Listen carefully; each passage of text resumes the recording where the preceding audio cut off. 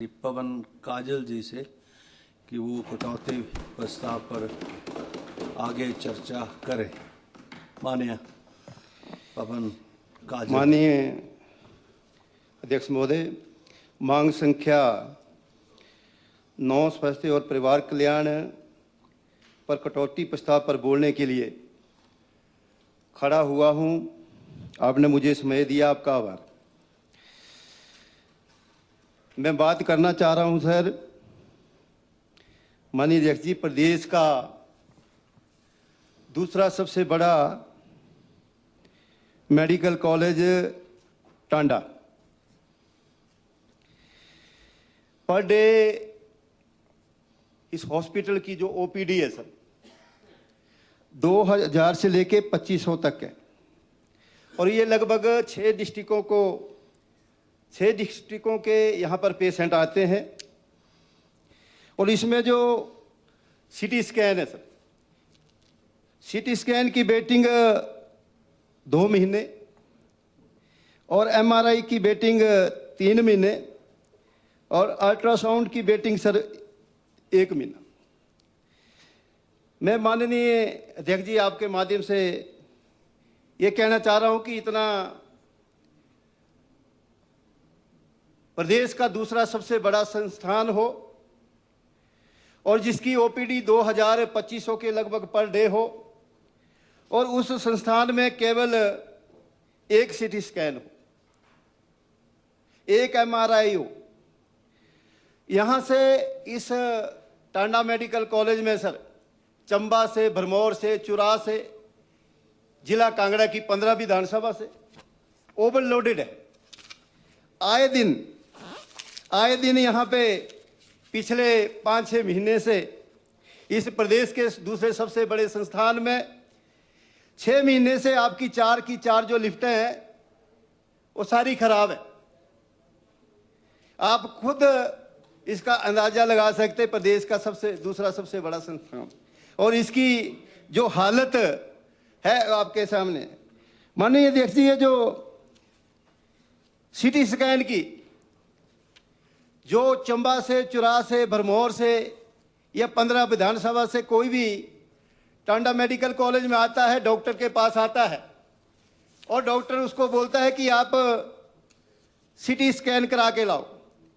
जब आप CT scan कराने जाओगे तो 2 महीने की वेटिंग है।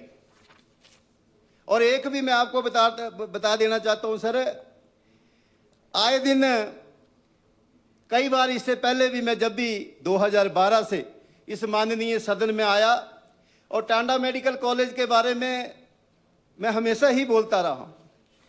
स्थिति तो ये हो जाती है कभी कभी कि जिस हॉस्पिटल में, टांडा में जो डॉक्टर किसी को, पेशेंट को देखता है, जब ये स्थिति होती है कि सीटी स्कैन 2 महीने के बाद है, आपका एमआरआई 6 महीने के बाद है, तो आप बाहर भी करवा सकते हैं। तो जो गरीब आदमी, आम आदमी है, टांडा मेडिकल कॉलेज में कौन आता है? जो निर्धन, गरीब, आम आदमी है। अब 10,000 की एमआरआई कराने के लिए उसको बाहर जाना पड़ता है। तो इसी तरह ये अल्ट्रासाउंड की बात होगी सर, ये सारी बातें हैं। और मैं एक आपके ध्यान में देना चाहता हूँ, ये जो आप सिंपल अपना स्टोन का ऑपरेशन कराना चाहोगे या छोटी मोटी आप सर्जरी कराने चाहोगे तो 5-6 महीने की वेटिंग है। और कई बार ऐसी भी सूचनाएं मिली है, जो डॉक्टर टांडा में देख रहे हैं वो ही बता देते हैं कि आप उस हॉस्पिटल में जाओ और वहां पे आपका स्टोन का ऑपरेशन भी हो जाएगा, दूसरा भी हो जाएगा। तो इस माननीय मंत्री महोदय जी से मैं कहना चाहूँगा, एक पेशेंट था मेरे गांव का, तो एक बार ऐसे चलते चलते मेरे ऑफिस के बाहर गेट में खड़ा हुआ तो उसको मैंने कहा कि आप इतने चिंतित क्यों हो? तो उसने कहा कि मेरी घरवाली को पथरी थी और पथरी का ऑपरेशन था। जिस हॉस्पिटल में टांडा में वेटिंग थी और जिस हॉस्पिटल में चला गया तो वहां कहा उस हॉस्पिटल में जल्दी करो, ये तो आपकी घरवाली, कुछ भी हो सकता है, ये जो पथरी है, ये जो स्टोन है गुर्दे में जा रही है। तो उसका छोटे से ऑपरेशन का 25,000 रुपया ले लिया उसका ऑपरेशन। तो ऐसे ऐसे सारे नहीं है, बहुत अच्छे अच्छे हॉस्पिटल भी हैं, पर एक दो हॉस्पिटल ऐसे भी है, आप कोई भी वैसे भी नॉर्मल आदमी भी किसी हॉस्पिटल में चले जाओ तो तैयार रहते हैं कि स्टंट डालना पड़ेगा, स्टंट डालना पड़ेगा, नहीं तो अदरवाइज कुछ भी हो सकता है। तो जो गरीब आदमी, आम आदमी घरवाले को लेके गई है, तो ऐसी कंप्लेनें भी आई है, और ये सच्चाई बोल रहा हूँ मैं। और जो हॉस्पिटल में कई प्राइवेट हॉस्पिटल में भाई डॉक्टर जाके वो ऑपरेशन करते हैं, पर उनका मास्क लगा होता। आजकल और ट्रेंड है, इक्का दुक्का हॉस्पिटल में वो टोपी कैप लगा के आते हैं, वर्किंग कर रहे हैं टांडा मेडिकल कॉलेज में, और ऑपरेशन कर रहे हैं कि निजी हॉस्पिटल में। तो ऐसा ट्रेंड भी है। माननीय अध्यक्ष महोदय, टांडा में फर्श पर लेटने को मजबूर हो जाते हैं। ये मैं पढ़ रहा था, पंजाब केसरी पढ़ना चाह रहा हूं सर आपके माध्यम से। ये है 5 नवंबर 2025 को, सराय से बेखबर तीमारदार सर्दी की ठंडी रातों में फर्श पर सोने के हुए मजबूर। ये बसंती देवी हमीरपुर से सर, मेरे पति का इलाज चल रहा है, हमें सराय के बारे में पता ही नहीं था, ठंड में बरामदे में ही चादर बिछाकर सो गए, पैसे भी नहीं थे बाहर कमरा ले लें। इसी तरह एक नूरपुर से आया था, भाई की सर्जरी है, एक कमरे का किराया 600 रुपया है, जो हमारे लिए बहुत ही ज़्यादा है, इसलिए अस्पताल के अंदर ही फर्श पर रात गुजारनी पड़ी। शहनाज चंबा से, मैं अपनी 2.5 साल की बच्ची को लेकर चंबा से टांडा आई हूँ। बच्ची की तबीयत खराब थी, लेकिन यहाँ पर ठहरने की बहुत दिक्कत हुई। सराय दूर है, हमारे पास पैसे नहीं थे, इसलिए रात को बरामदे में ही बच्ची को लेकर चादर ओढ़कर फर्श पर सुलाना पड़ा। तो ये सर एस्टेब्लिश्ड हमारा टांडा मेडिकल कॉलेज इतने साल हो गए। आने वाले समय में माननीय मंत्री महोदय, सराय जो है भी वो बहुत दूर है, आने वाले समय में इसका भी आप कर सकते हैं। और इसी तरह टांडा मेडिकल कॉलेज, इसी तरह सर आपका 26 मार्च 2026 को टांडा के आउटसोर्सिंग वार्ड बॉय ने की हड़ताल। सरकार ने लगभग 3 माह से पैसे नहीं दिए। तो ये हालत है सर। ये टांडा मेडिकल कॉलेज में जो आउटसोर्सिंग है, जो आउटसोर्सिंग पे लगे हैं, वो उनका कहना है, ये मैं अपनी तरफ से नहीं कह रहा हूँ। तो उन्होंने भी हड़ताल कर रखी थी, कितना जो पेशेंट उनको कितना सहना पड़ा होगा। ये अनिश्चित कालीन हड़ताल पर टांडा के वार्ड बॉय स्वास्थ्य सेवा चरमराई, वेतन न मिलने से उपजा आक्रोश, आईसीयू में महिलाओं की देखभाल प्रभावित। तो ऐसी ये खबरें मैं अपनी तरफ से नहीं बोल रहा हूँ कि मैं अपोजिशन का हूँ, आपको पूछ रहा हूँ। इसी तरह टांडा में सर जब जो पार्किंग की बिल्कुल सुविधा नहीं है, सैकड़ों के हिसाब से वहाँ पे जब जो 2000-2500 जो मरीज आते उनके साथ केयर टेकर या दूसरे आते गाड़ियाँ लेके आते, आज तक वहाँ पे बहुमंजिल बनाने का किसी का प्रस्ताव नहीं है। तो मैं तो आपके माध्यम से ये कहना चाहूँगा कि बहुत बड़ा जिला कांगड़ा का और पूरे प्रदेश का दूसरा सबसे बड़ा संस्थान है, वहाँ पे पार्किंग की सुविधा भी होनी चाहिए। इसी तरह ये जो हिम केयर की बात है, हिम केयर योजना की बात आप कर रहे हैं कि हिम केयर योजनाओं में घोटाला हुआ, करोड़ों रुपए का घोटाला हुआ। पर मैं इस सदन के माध्यम से आपसे ये बताना चाहता हूँ, ये हिम केयर योजना नहीं है, ये माननीय श्री पूर्व में मुख्यमंत्री श्री जयराम जी की देन है। और ये जो हिम केयर योजना है, ये जो हिम केयर योजना, ये योजना नहीं है, ये गरीब आदमी, आम आदमी और निर्धन जो परिवार है उनकी संजीवनी बूटी है। इसको आप बंद कर रहे हैं। ठीक है, सरकार में हिम केयर योजना में अगर कोई घोटाला हुआ तो जिन्होंने घोटाला किया उनको पकड़ो। आम आदमी, गरीब आदमी का जिनका संजीवनी बूटी ये योजना बनी, उनका क्या कसूर है? तो इस पे भी मैं माननीय अध्यक्ष जी आपके माध्यम से माननीय मंत्री जी से ये कहना चाह रहा था कि हर जगह कहीं पर, जैसे कांगड़ा मेरा हॉस्पिटल है, कांगड़ा में हॉस्पिटल में 2 अल्ट्रासाउंड की मशीनें हैं, पर वहाँ पे रेडियोलॉजिस्ट नहीं है। और पिछले 50 वर्षों से भवन बना वो जर्जर है। इसी तरह सर्जन, स्पेशलिस्ट सर्जन है वहाँ पे कांगड़ा हॉस्पिटल में, पर आप पता करना कि 2.5-3 साल से वहाँ पे कोई ऑपरेशन हुआ है। इसी तरह सर्जन वहाँ पे है, एनेस्थीसिया का वहाँ पे है, पर ओटी नहीं है, डॉक्टर पूरे हैं। पर इस सिस्टम को हम कब जैसे ठीक करेंगे कि ताकि जनता को इसका सुविधा मिलेगी। इसी तरह त्यारा में जो कम्युनिटी हेल्थ सेंटर था उसको आदर्श स्वास्थ्य संस्थान का दर्जा दिया। यहाँ पर मेडिकल ऑफिसर के 10 पद जो पोस्टल सैंक्शन है 10 है, और आपने उसमें 6 भरे हैं और 4 जो स्पेशलिस्ट कोई भी नहीं है। 6 डॉक्टर हैं, सिंपल MBBS है, पर स्पेशलिस्ट कोई नहीं है। जब कोई स्पेशलिस्ट नहीं होगा तो उस आदर्श स्वास्थ्य स्थान का क्या मतलब रह गया। इसी तरह उसकी भी बिल्डिंग जर्जर है। तो मैं तो ये कहना चाह रहा था, इसमें सर एक्सरे की मशीन नहीं है, पर यहाँ पर रेडियोग्राफर का पद है।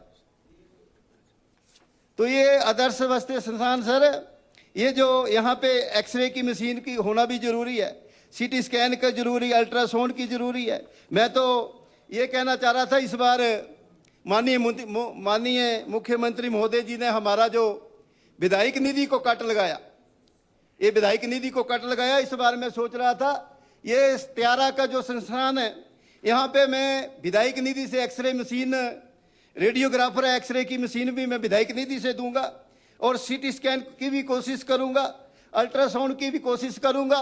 पर हमारी 2 करोड़ 20 लाख से 1 करोड़ 10 लाख सीधी काट दी। पर मैं भाभी जी से भी कहना चाहूंगा, पता नहीं आपकी बात मानते नहीं मानते हैं, ये 68 के 68 जो जीत के आए हैं, ये लोकतंत्र में शक्ति क्या होती है। हम जब मैं पहली बार 2012 में जीत के आया तो 50 लाख विधायक निधि मिलती थी। 50 हुई, 70 हुई, 1 हुई, 1.25 हुई, 1.5 हुई। माननीय मुख्यमंत्री जी 68 के विधानसभा जो 1 करोड़ 10 लाख के हिसाब से सिर्फ 75 करोड़ रुपए में साल में आप प्रदेश को चलाना चाहते हैं कि 75 करोड़ में आपकी आर्थिकी मजबूत हो जाएगी। इसलिए इस सदन के माध्यम से मैं सबको बताना चाहूंगा, ये ठीक है आप बोल नहीं पाते, मुख्यमंत्री जी के सामने नहीं बोल पाते, और दूसरा माननीय मुख्यमंत्री जी आपकी बात सुन भी नहीं पाते, वो अपनी करते हैं। मैं तो इसलिए भाभी जी को कह रहा था कि आपने माननीय मुख्यमंत्री जी की बड़ी जो भी जीत के आता है अपनी विधानसभा से, पता नहीं कितनी परिस्थितियों में, कितनी अनुकूल परिस्थितियों में, कितनी कैसे जीत के आते हैं, इसको संरक्षण करना चाहिए। जो हमारा हक है, लोकतंत्र इसी से मजबूत होता। हमें पता नहीं कितनी दंगे के लिए, हमने पुली के लिए हमने किसी को घोषणा कर रखी है। ये सीधा कट लगाना मैं नहीं समझता कि 75 करोड़ रुपए से आपकी आर्थिकी मजबूत होगी। इसी तरह माननीय सभापति महोदय, जब आदरणीय श्री जयराम जी की सरकार थी, पहले मैं आपके साथ था तो मैं परिस्थितियों को देख के भाव गया था कि जब आपने ये बड़ी गारंटियां दी, आपने 1500 रुपया दिया, घोषणा की, आपने 1 लाख 1 साल में नौकरी देने का वादा किया, आपने 300 बिजली यूनिट देने का वादा किया। तो आपको पता है कि आपने मुझे वर्किंग प्रेसिडेंट बना दिया था, मान सम्मान दिया था। पर ये जो गारंटियां थी, ये जो आपने फॉर्म भरा है, मैं ऐसा नहीं था, जनता से जुड़ा हुआ, बिल्कुल ग्राउंड में, धरातल में। तो बार मुझे जता के भेजते गए। ये जो गारंटियों की बात थी कि मैं झूठ बोलकर फॉर्म भरा कर ये वोट नहीं ले सकता, इसलिए मैं अपनी पुरानी पार्टी में आ गया। और आपको पता है, आप दिल पे, आप जितने भी बैठे अपने दिल पे हाथ रख कर आप सोच सकते हैं कि आपकी जो स्थिति है तो कैसी होगी। ठीक है, पर बोल नहीं पाते आप। इसलिए माननीय जयराम ठाकुर जी ने एक PSC खोली रानीताल में, और रानीताल सराउंडिंग एरिया में कोई भी स्वास्थ्य संस्थान नहीं है, आपने वो बंद कर दी। आपने तकीपुर में CSC की, PSC से CSC की, वो बंद कर दी। आपने गालियों में सब सेंटर जो चंगर एरिया, उसको बंद कर दिया। आपने राजल है, एक हमारा टापू है जो 2-3 पंचायतों को फीड करता है, आपने उसको बंद कर दिया। तो ये सारी टापू इन द सेंस की एक अलग से है, वो चंगर एरिया है, वहाँ पे नंदरूड़ है, खलटी है, वहाँ पे बोर्ड कोवालू है। तो इसके लिए ये जो बड़े, इसीलिए और माननीय अध्यक्ष महोदय, ये जितनी भी बात मैं कर रहा था कि ये जो टांडा मेडिकल कॉलेज में 2000 से लेकर 2500 तक की ओपीडी है, हमारे जो सिविल हॉस्पिटल है, चाहे जोनल हॉस्पिटल है, चाहे पीएचसी है, ये छोटे छोटे, टांडा मेडिकल कॉलेज तो एक रिसर्च सेंटर है। ये जो हमारे जैसे कांगड़ा में भी बात बोल रहा हूँ, 12 पोस्ट है आपकी, सैंक्शन है, 12 के 12 डॉक्टर वहाँ पे है, पर वहाँ पे सर्जरी नहीं हो सकती, वहाँ पे एक्सरे नहीं हो सकता, वहाँ पे सीटी स्कैन नहीं हो सकता। इसी तरह और भी छोटे छोटे हैं। तो ये जब हम इनको स्ट्रेंथन करेंगे, हॉस्पिटलों को स्ट्रेंथन करेंगे, तब ये जो मेडिकल कॉलेज है, जितने भी मेडिकल कॉलेज हैं, वो अच्छा काम भी करेंगे। ऐसा नहीं है टांडा मेडिकल कॉलेज में अच्छा, हजारों की लाखों की तादाद में कई मरीज यहाँ से ठीक होके गए और अच्छा भी है, पर इंफ्रास्ट्रक्चर जैसे जैसे पुराना हो जा रहा है, जैसे जैसे आपको कुछ स्ट्रेंथन भी करना है। पर इसके लिए आप माननीय मुख्यमंत्री जी कहते हैं कि मैंने 3000 करोड़ रुपए का, 3000 करोड़ का मैंने ये स्वास्थ्य संस्थानों को लगाना, पर हम भी 1.5-2 साल हो गए इसको सुनते सुनते। धरातल में तो कुछ नहीं आया, धरातल में तो कुछ नहीं आया।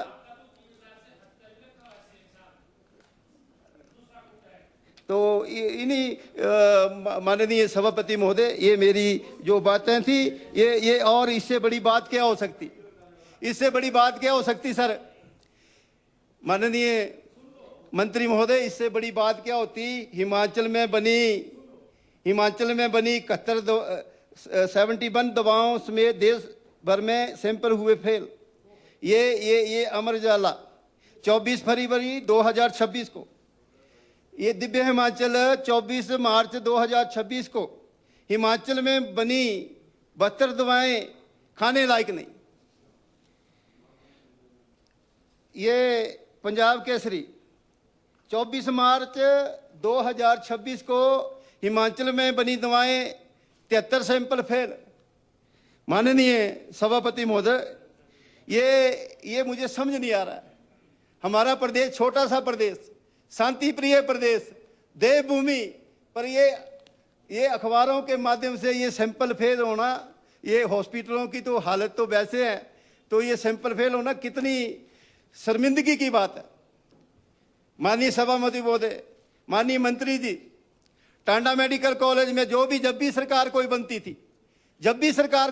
थी, वहां पे तत्कालीन मुख्यमंत्री साल में 1 या 2 बार टांडा मेडिकल कॉलेज में जाता था कि वहां पे प्रदेश का दूसरा सबसे बड़ा संस्थान है, जिला कांगड़ा की 15 विधानसभा, साथ में चंबा है, 6 डिस्ट्रिक्टों को फीड करता है, पर आप नहीं जा पाते। इसलिए थोड़ा सा इसके बारे में देखें। गरीब आदमी यहाँ पे ये जो सरकारी जो टांडा मेडिकल कॉलेज में, यहाँ पे निर्धन, गरीब, लाचार, जो बेसहारा वहाँ पे जाते हैं, तो इसको स्ट्रेंथन करने की जरूरत है, इसी तरह बड़ी बातें हुई।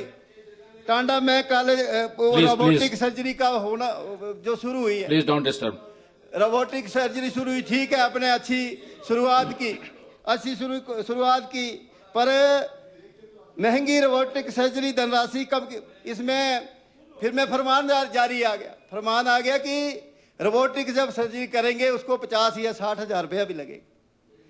तो ये इन सारी बातों का ध्यान रखते हुए इस कटौती प्रस्ताव पर मुझे बोलने का आपने समय दिया। माननीय सभापति बोले, इन्हीं शब्दों के साथ धन्यवाद। जय हिंद।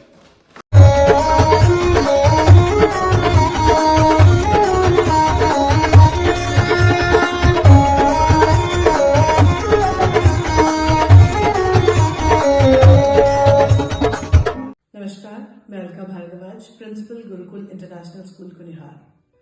गुरुकुल हमेशा से मानता है कि हर बच्चा स्पेशल है और उसमें सीखने की अनलिमिटेड पॉसिबिलिटीज हैं। हमारे पास डेडिकेटेड स्टाफ है जो कि बच्चों को सिर्फ बुकिश नॉलेज ही नहीं देते, बल्कि उनके ओवरऑल डेवलपमेंट पे काम करते हैं और मॉडर्न एजुकेशन टेक्नोलॉजीज के साथ बच्चों को पढ़ाते हुए उन्हें संस्कार भी देते हैं।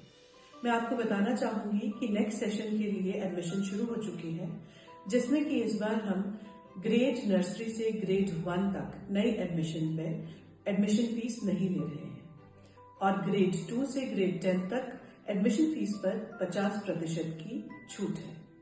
ये आपके बच्चे के लिए एक बहुत ही सुनहरा अवसर है। मैं आपसे रिक्वेस्ट करूंगी कि आप आए और एक बार जरूर गुरुकुल इंटरनेशनल स्कूल कुनिहार को विजिट करें। धन्यवाद।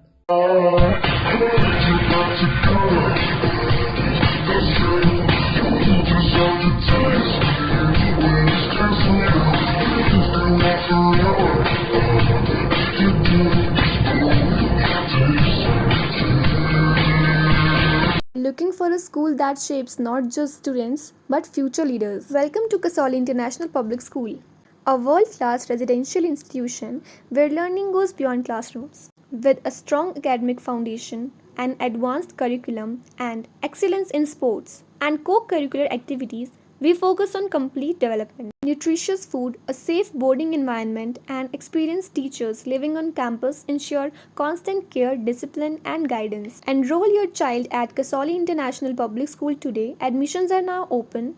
Give your child the future they truly deserve. Thank you.